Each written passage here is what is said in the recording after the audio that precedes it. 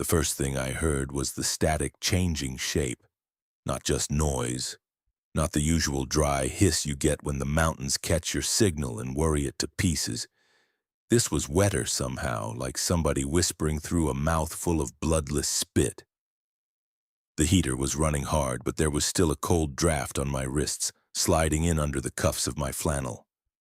Outside, the night had gone dead quiet. No insects, no tree frogs, no tire hiss from anything but me. Then the CB cracked open and my brother said, clear as if he were in the passenger seat, "You left me there."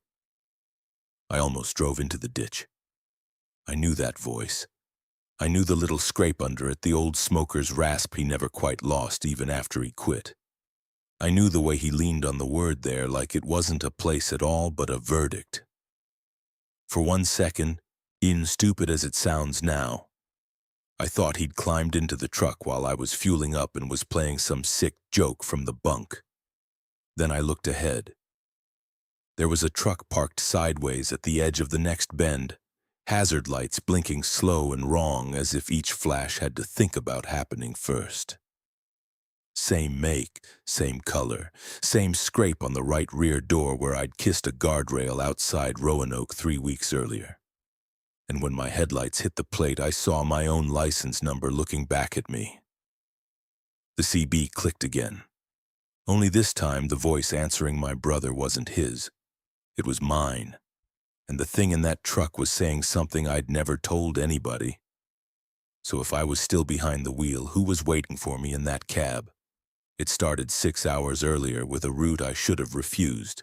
And by the time Nadine Pritchard called, the smell of burnt coffee had already soaked into the dispatch office walls and the rain had turned the gravel lot behind the Beckley yard into black soup. I was halfway through a vending machine dinner and trying not to look as tired as I felt when my phone lit up with her name. Nadine only called direct when a run had gone sideways for somebody else.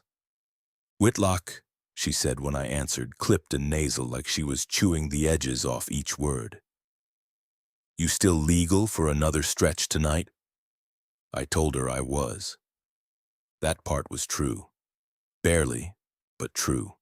There was a beat on the line, papers moving, keys tapping. I could picture her at the desk with her reading glasses low on her nose, and that little fan pointed at a stack of manifests like air alone could keep the whole company from catching fire. "You need a late relay through McDowell County. Driver called in sick. Medical freight, time sensitive. You know those roads?" The smell that came through the open warehouse door was damp leaves and wet wood from the tree line beyond the yard.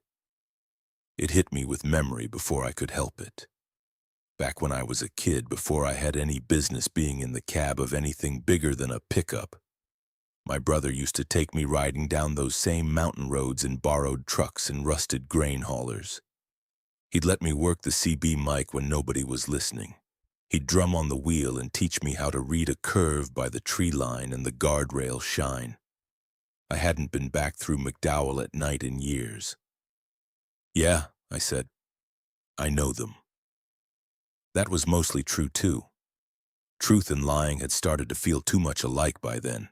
Nadine exhaled like she'd expected an argument and was relieved not to get one. "Good. Then listen to me and don't freelance. This route's got special instructions." I laughed a little because dispatchers always called them special instructions when what they meant was don't get cute. "I'm not hauling nitro, Nadine." "Colder than that," she said. Her tone made me sit up. I grabbed the pen from my shirt pocket.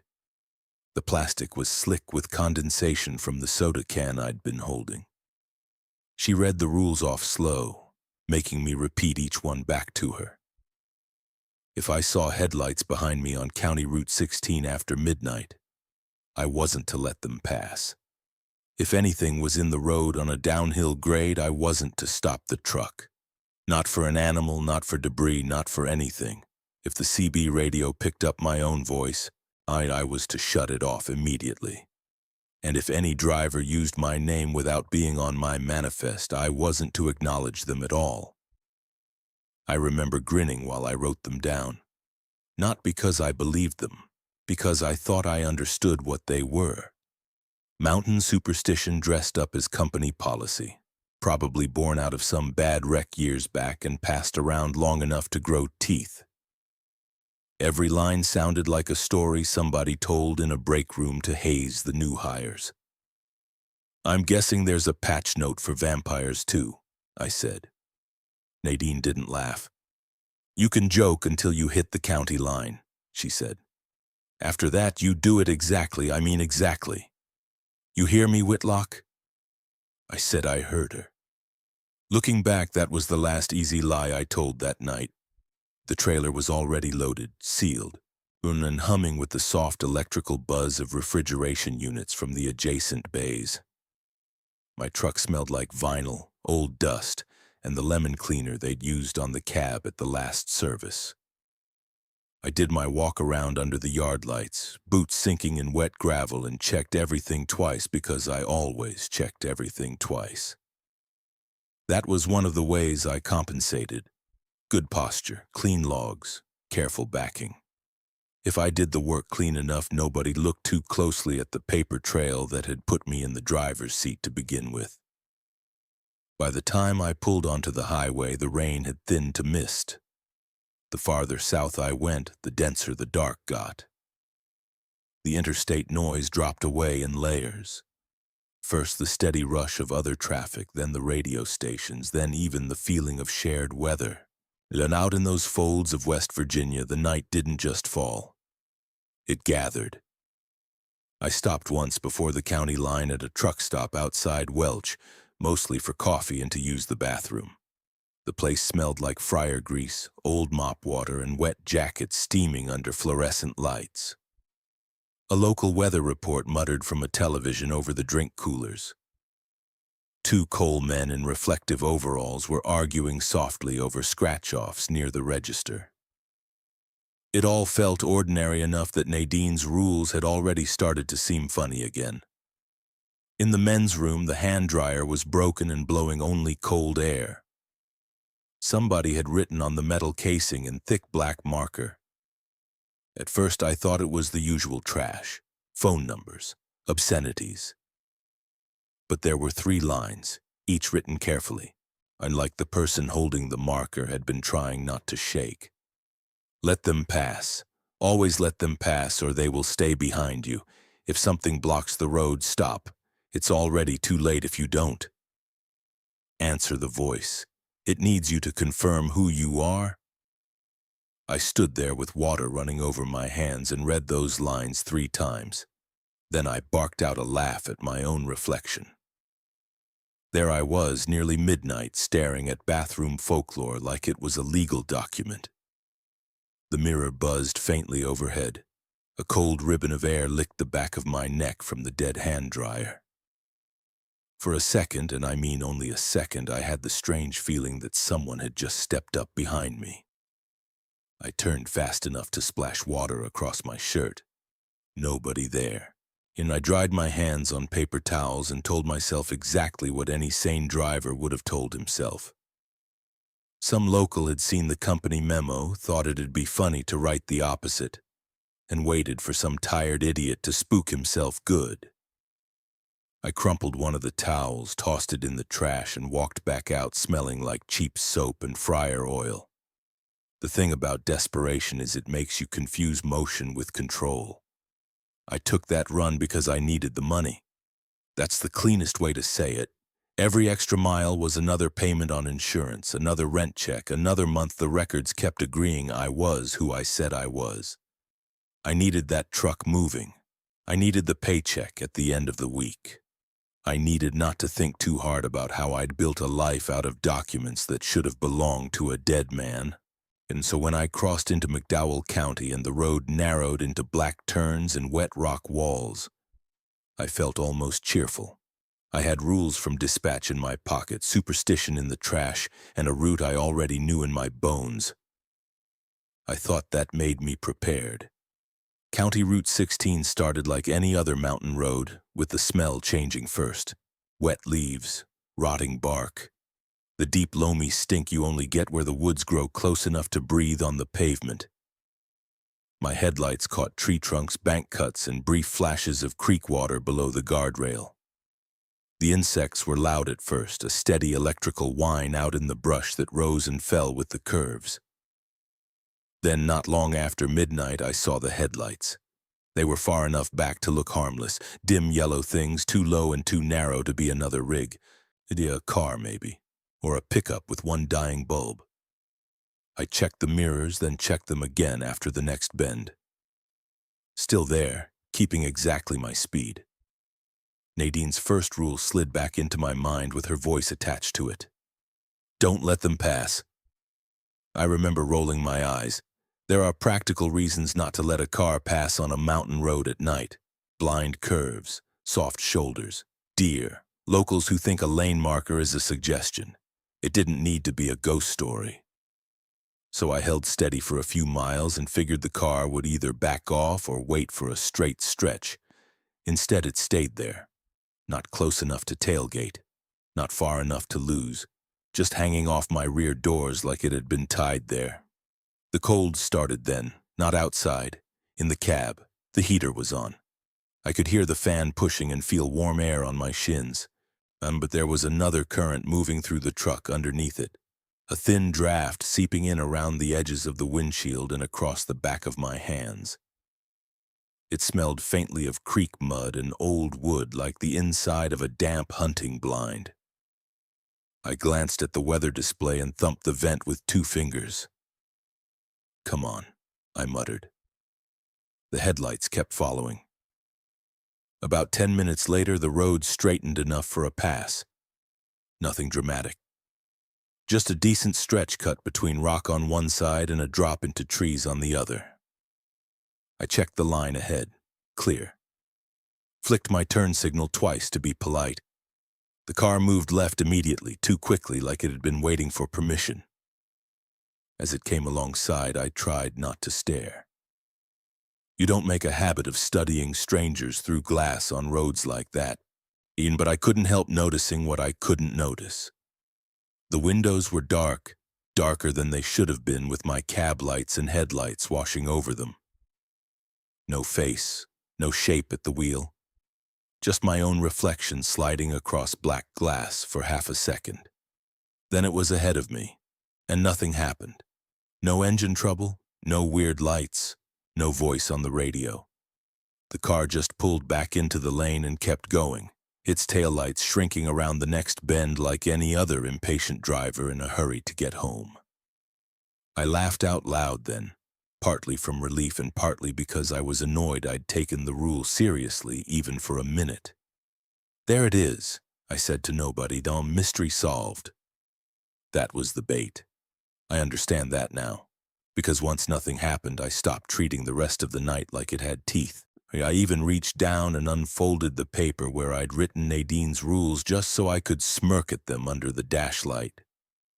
Don't let them pass. As if the road was some old woman testing manners.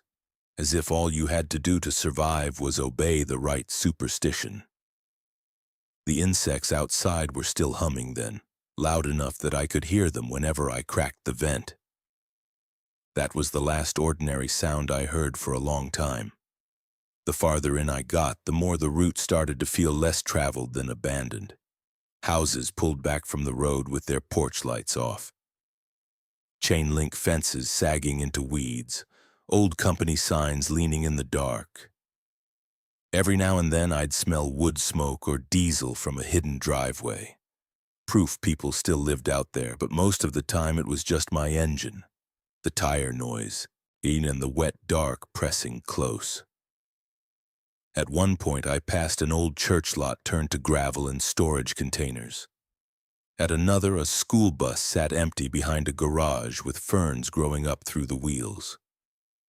I noticed details like that because details made me feel competent. If I could keep describing the world to myself, I could keep it ordinary. I knew these roads too well not to notice what had changed. There were stretches I remembered from riding shotgun with my brother. Places where he'd let me sip his gas station coffee and pretend I could read a map. A bent guardrail above a creek. A leaning mailbox painted like a trout. a gravel turnout where we'd once watched a bear cross at dusk. I saw the shapes of them in the beams and felt old memories stir loose, but the order was wrong somehow. Curves came too early, then too late. The landmarks sat where they shouldn't. I told myself memory was slippery, that years changed things, that I was tired. That was how I kept the fear from having a name. A soft burst of static fluttered through the CB not long after. I looked at it without concern. Mountain skip, I figured, interference.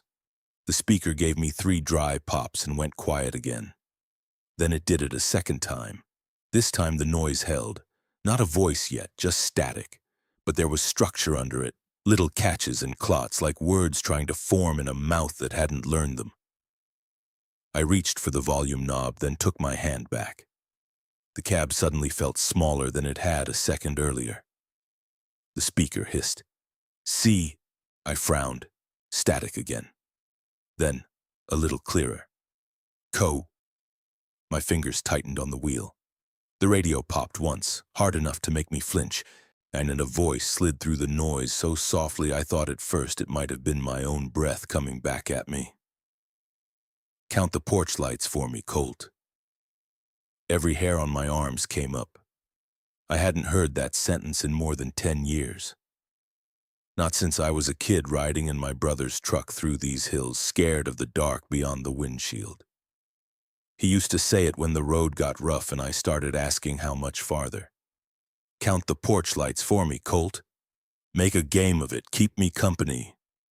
He was the only person who'd ever called me that way, clipping my name down to something gentle. The truck wandered half a foot toward the center line before I corrected it. My mouth had gone dry.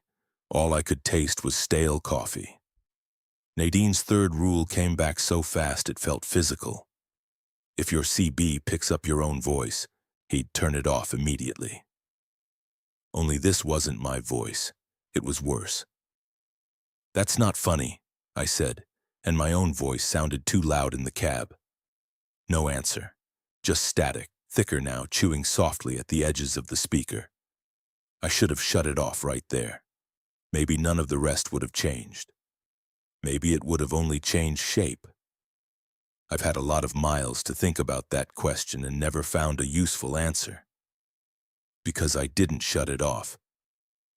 I listened. There was a hiss, then a scraping click like somebody lifting a microphone too slowly. The voice returned, still half buried in noise, and with each word it got stronger, more itself. "You missed the 3rd porch light." I could see it then. Not the road in front of me, but an old night from years ago. Me too small for the seatbelt to fit right. My brother driving one-handed, each smiling without turning his head. A dog asleep on the floorboard, fog thick enough to make every lit window look afloat. He'd said that exact thing when I lost count. I hadn't thought about that drive in forever. "Who is this?" I asked. The speaker crackled. Then my brother laughed. Not a big laugh, just that breathy little sound through his nose when he thought he knew something you didn't. The insects outside stopped all at once. No fade, no taper. 1 second the woods were alive, the next there was nothing beyond the windshield but the engine and the rain ticking in the leaves. Silence like a held breath. I didn't know a silence could have weight until then. The voice said, "You left me there." The road narrowed under my lights. Rock wall close on the right, drop on the left. The heater kept blowing, but I couldn't get warm. And I tried to make my brain do useful work. Somebody playing a recording. Somebody patching through on a repeater. Somebody from home who knew too much and had a cruel sense of humor. I grabbed each explanation and held it up, then dropped it when I remembered the phrase about porch lights. That hadn't been family folklore or something a friend might have overheard. That had belonged to 2 people, and one of them had been in the ground for 4 years. "You don't sound like him," I lied. The reply came faster, sharper. I sounded tired that night too. My hand slipped on the wheel. I wiped one on my jeans and realized my palm was wet with sweat cold as creek water. There are moments in your life when two separate truths touch and spark. I knew with the hard, clean certainty you only get a few times in this world, that whatever was on that radio knew more about me than it should have. And I knew I should have been less surprised by that than I was. Because there were things about my brother that still lived in me where nobody could see them. His roots, his habits, his signatures copied until they felt natural under my hand. The small, practical thefts that had become a life. The radio whispered, "Colt."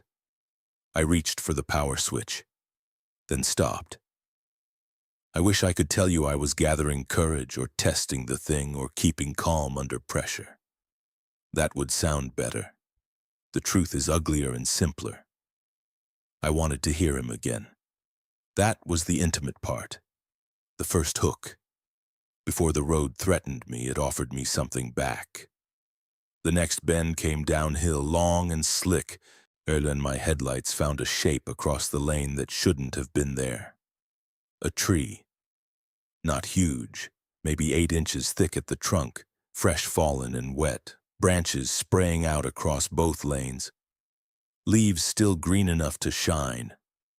I saw it in the white throw of my beams and my foot moved for the brake before my thoughts did. Then both sets of rules hit me at once. Nadine's voice. Never stop your truck on a downhill grade no matter what is in the road. The bathroom marker. If something blocks the road, stop. It's already too late if you don't. The hill pulled at the load behind me. Air brakes hissed under my boot as I eased off, not quite committing. My pulse was so loud I could hear it in my ears. In the speaker beside me, the CB breathed static and said nothing. I made the choice the way people often do when they're afraid to choose. I split the difference and told myself it was skill. I downshifted, kept rolling, and aimed for the narrow space between the tree's outer branches and the edge line. If I could sneak past without fully stopping, I could satisfy the company rule and still avoid plowing into the thing.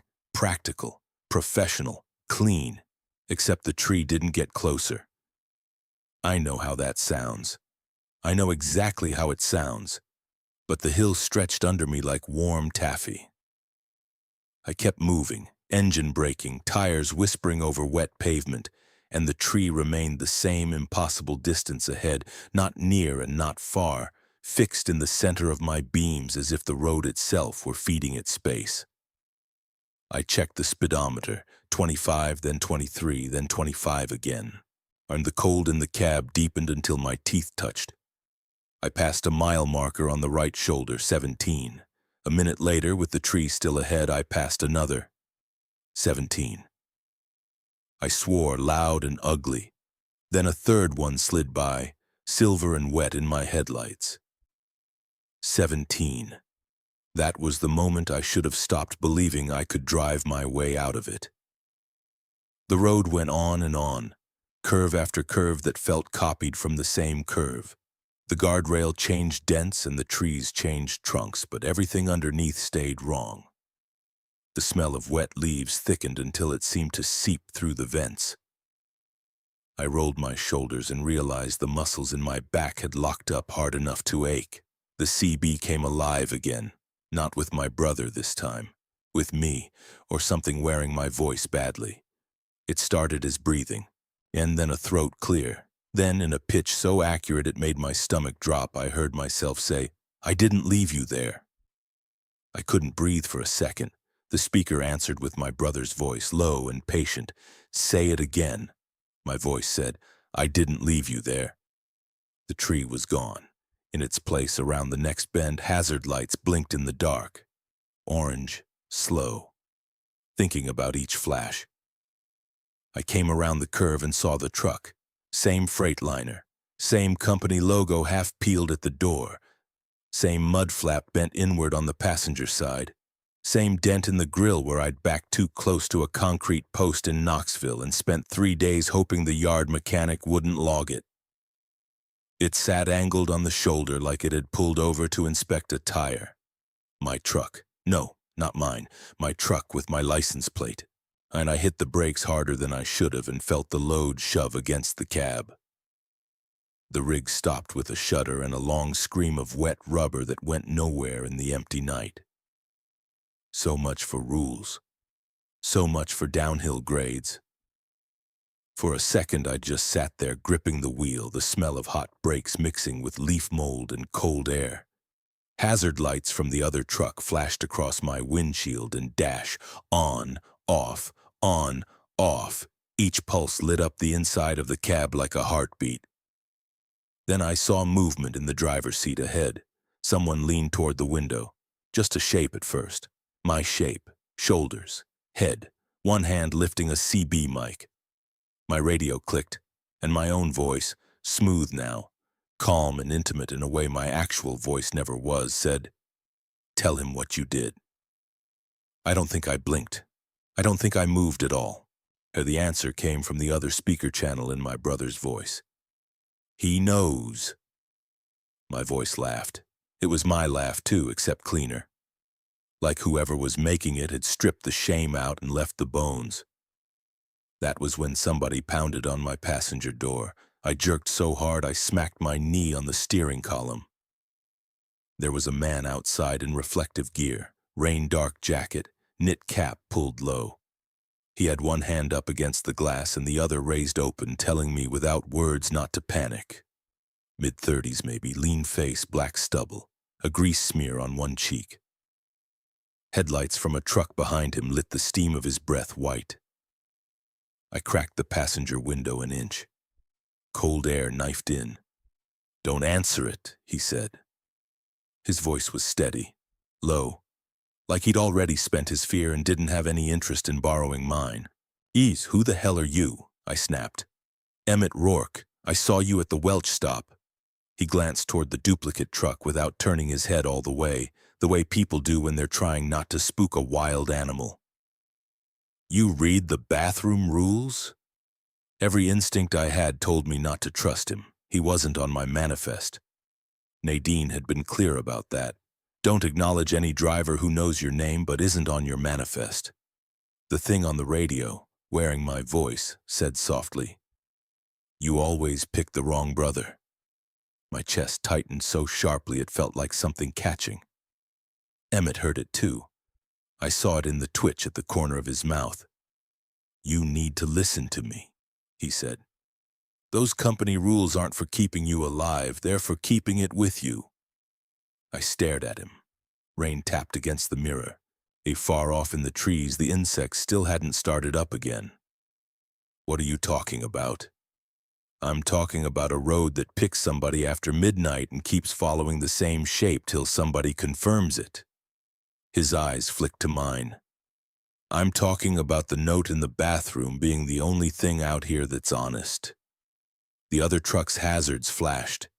In that orange pulse, I saw the figure inside lift the mic again.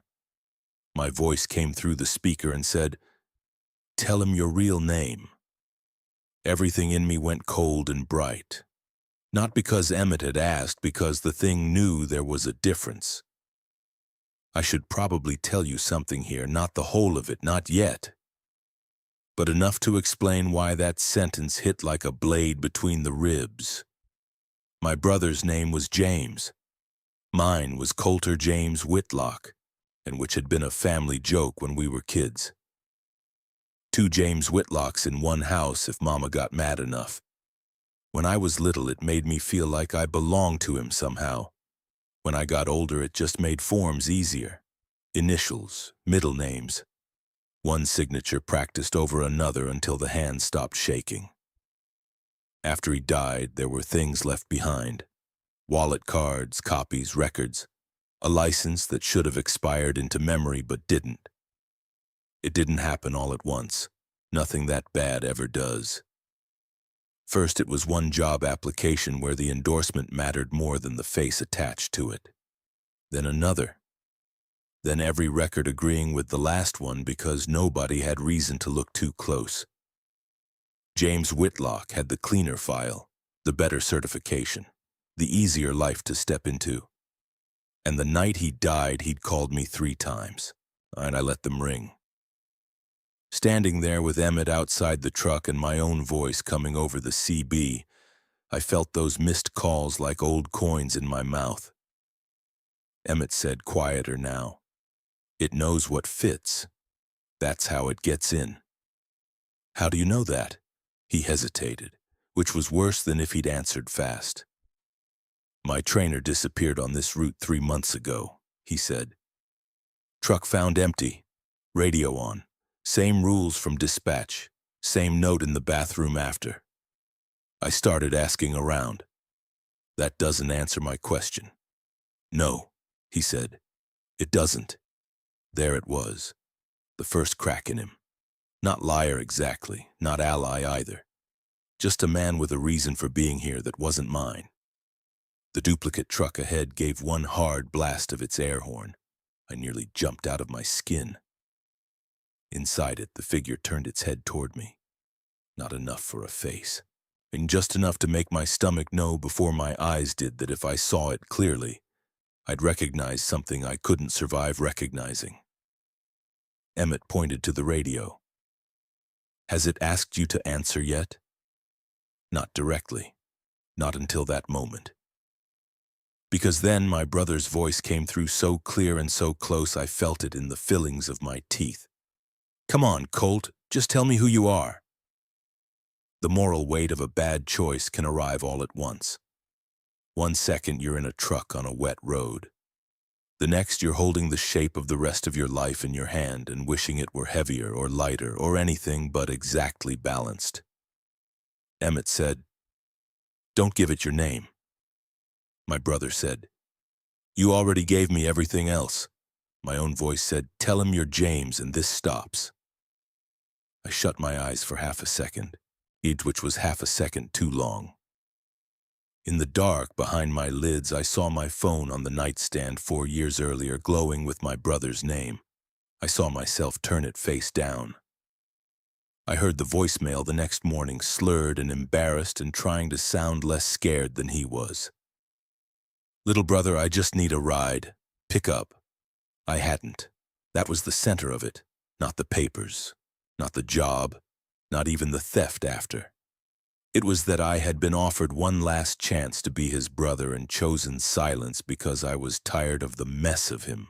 Tired of bailing water from a boat he kept drilling holes in. The world called it an accidental overdose. Maybe it was. The law had a word. Families had softer words. But my memory had always used the one that hurt most. Left. The radio whispered, You left me there. I opened my eyes. Emmett was still at the window, watching me the way you watch a driver skid toward the edge and don't know if grabbing the wheel will save either of you. If I say I'm James, I said, and even speaking it made my tongue feel wrong. What happens? He didn't answer right away. That told me everything. Finally, he said, Maybe it lets you go. Maybe, not yes, not safe. Maybe, and if I didn't? If I kept saying Coulter, kept insisting on the thin, stubborn self I'd built out of guilt and borrowed records and pay stubs? Then maybe the thing would stay on the road. Maybe it would trail me forever. Maybe every radio would learn my brother's voice. Maybe every dark stretch of glass would show me 2 men where one should have been. My voice on the CB said, gentle as a hand on the back of my neck, You can stop pretending. I know how tired you are. That nearly did it. Not fear, not threat, relief. The idea of dropping the act right there on that road and becoming the person I'd already spent years impersonating had a terrible pull to it. No more hesitation at counters, no more careful signatures, no more quiet panic when a background check took too long. Just surrender. Just step fully into the theft and let it calcify into fate. Option A, if you want it clean. Lose myself completely and become what I stole. Option B, keep whatever was left of me and let something that knew my truth hunt me to the edge of the map. I don't know what you'd choose. I still don't know what I chose exactly, only what I said. No, I told the radio. My brother's voice changed. Not louder, not angrier, simply colder, like a room losing heat all at once. Then drive. Emmett stepped back from the door and looked over my shoulder into the dark behind me. His face went flat in a way that made me twist in the seat. Headlights, another set, higher this time, closer. They sat behind my trailer in the mirror, white and patient. Emmett lifted one hand toward them like he was hailing a taxi. I rolled the window down another inch. What are you doing? Showing you which rule works. The lights behind me brightened. He walked back toward his own truck parked 50 yards behind in the other lane, and with a calm that even now I don't understand, he stood in the rain and waved the vehicle forward. Not frantically, not desperate. Just a small, practiced motion from the wrist. The pursuing vehicle eased out, past my trailer, then slid by his cab. I never saw a driver, and maybe there was one and I couldn't make my eyes accept it. Maybe the windshield gave me only my own reflected headlights. Whatever the truth was, the shape that moved past us looked less like a car than the memory of one. Dark body, dead interior, a gloss of rain, no face. It went by Emmett, then slowed beside my door. The cab got so cold my breath fogged. Emmett looked at me through the rain and shook his head once, sharply, before I could speak. Then he said the line that still wakes me up some nights. It doesn't need me anymore, it has you. He climbed back into his truck and locked the doors. No offer to follow, no plan, no promise, just me, the road, and the thing waiting at my shoulder. I don't know whether he was saving himself, condemning me, or obeying rules older than either of us, and that's what I mean when I say he wasn't just a coward or a guide. He was something worse, a witness with skin in the game. The dark vehicle hovered beside me for 3 heartbeats. Then the CB clicked and my brother said very softly, "Let me by." My foot went numb on the brake pedal. Company rules said don't let them pass. Bathroom rules said always let them pass or they will stay behind you. I'd already broken both sets enough times to know that rules on that road didn't behave like advice, they behaved like keys. I took my foot off the brake. The truck rolled a little. I eased right as far as I dared without dropping the trailer into the shoulder. Raised my hand in a tiny stupid wave, same as I would for any impatient driver at 2 in the morning on any other mountain road. The vehicle moved ahead. As it passed my window, even the glass beside me filled for one long second with a face I did not fully see and still remember too well. My brother at 23, my brother at 30, me at 12, me tonight, features slipping over one another like reflections on creek water, mouth moving with no clear owner. Then it was in front of me. And the road changed back, just like that. The insects returned in a rush so loud they made me flinch. My GPS, which had frozen on the same curve for who knew how long, jumped 3 miles ahead. The smell in the cab lost that buried, moldy chill and became ordinary heat and dust again. The duplicate truck was gone. The hazard lights. Gone. Even the sense of being watched loosened enough for my lungs to work properly. I laughed then once like a man coming up from underwater. It sounded cracked and unfamiliar, and that was the false resolution, the gift wrapped to look like mercy. I put the truck in gear and drove. For the next 40 minutes, nothing impossible happened. The lines stayed where they belonged.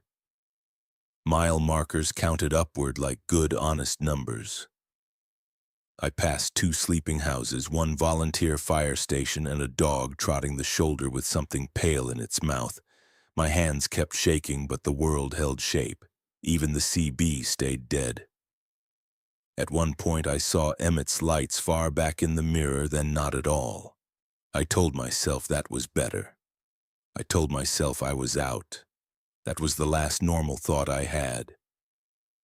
The gas station sat where the county road widened toward the state route, one of those little places that survives on cigarettes, diesel, and lottery tickets. Half the canopy lights were out, and the open ones buzzed like trapped hornets. I pulled in because my fuel was fine, but I needed evidence of reality. Coffee, receipt, another human face. Something simple. The pavement under the pump shone black with old spills and fresh rain, and the air smelled like gasoline, wet cardboard, and the sugary rot of overripe bananas from a crate by the door. I shut the truck off and just sat for a second listening to the engine tick itself cooler. No voices, no static, only the insects outside and the hum of the station lights. Inside, the clerk was a heavy-set man in a pilling red sweater, maybe 60, maybe younger with hard mileage. The coffee had been on too long. I could smell the bitter scorch of it before I poured a cup. There was a rack of peanut patties by the register, and a hand-lettered sign offering night crawlers in the back fridge. Everything about the place felt so plain it hurt. The clerk looked up as I set the coffee down. "Long night, James?" he said. I froze. Maybe if I'd been fresh, I could have smiled and let it slide. There were explanations close at hand. Maybe he knew my fuel card. Maybe I'd been in there before under my brother's file. Maybe I had grease on my face and guilt in my posture and looked like every James Whitlock who'd ever crossed that county after midnight. But he hadn't seen my card. I hadn't given a name, and when he said James, he said it with the ease of recognition, like we'd known each other since high school. "I think you've got me mixed up with somebody," I said. The clerk frowned, not suspicious, just puzzled. "No, sir, you're James Whitlock. Same as always." Same as always. The refrigerator compressors kicked on behind him with a low mechanical whine. I became aware of the cold again, a thread of it crawling up my sleeves even under the station heat. I slid cash across the counter because I suddenly couldn't bear the thought of any card touched by my hand. The bills trembled. He took them without looking away from my face, like he was trying to decide whether I was joking. The register clicked. The receipt printer chattered. He handed me the slip. At the top, above the coffee and the stale honey bun I didn't remember grabbing, the printed customer line read James Whitlock. Not from a card, not from a loyalty account. Just there. Below it, where the station's usual slogan should have been, there was another line. Lane cleared. My mouth filled with that old coin taste again. The clerk said, "You all right?" I looked up. For half a second, just half, his face wasn't his. The jaw loosened into somebody younger. The eyes darkened. The expression turned private and wounded in a way I knew better than my own. Then it was only the clerk again, tired and concerned. I left the coffee on the counter. Outside, the air felt warmer than it should have, wrongly warm. My truck sat under the dead half of the canopy with rain beating on the hood. Home, or the nearest thing I had to it, was still a few hours away. I climbed into the cab, shut the door, and locked it with shaking fingers. I held the receipt in both hands and read it until the paper softened. James Whitlock. Lane cleared. I should have thrown it away. I didn't. I folded it once, then again, and slid it into my wallet behind my license, behind the card with the photograph that looked enough like me if nobody squinted too hard. Maybe that was the moment the change became permanent. Not when I heard the voice, not when I chose not to answer it, but when I kept the proof close, like some part of me wanted a witness more than safety. I started the engine. The truck came to life around me in familiar vibrations. Gauges rose, air pressure built, wipers dragged once across damp glass. I pulled out onto the state route and felt for maybe 3 whole minutes the first weak shape of relief. Wider road, better lines, a highway sign ahead. Then the CB radio, which I had left switched off an hour earlier, clicked on by itself. No static, no warming hiss, just a clean channel opening in the dark. My brother's voice said, "You're still me, you just forgot." I didn't answer. I kept both hands on the wheel and drove until the gas station lights were gone behind me, then until the county line disappeared in the mirror, then until dawn started bleaching the ridges gray. The radio never spoke again that night. It didn't have to. I still drive. I still take night freight when the money is right and the yard's short on volunteers. I don't run McDowell if I can help it, but roads branch and companies forget, and sometimes a route finds you before you know you've accepted it. I've changed little things. I don't laugh at rules anymore. I don't let strange headlights sit behind me if I can help it. When the woods go silent, I say nothing at all, and I still keep that gas station receipt folded behind my license because some nights before I start the truck, I need to check which name is waiting there.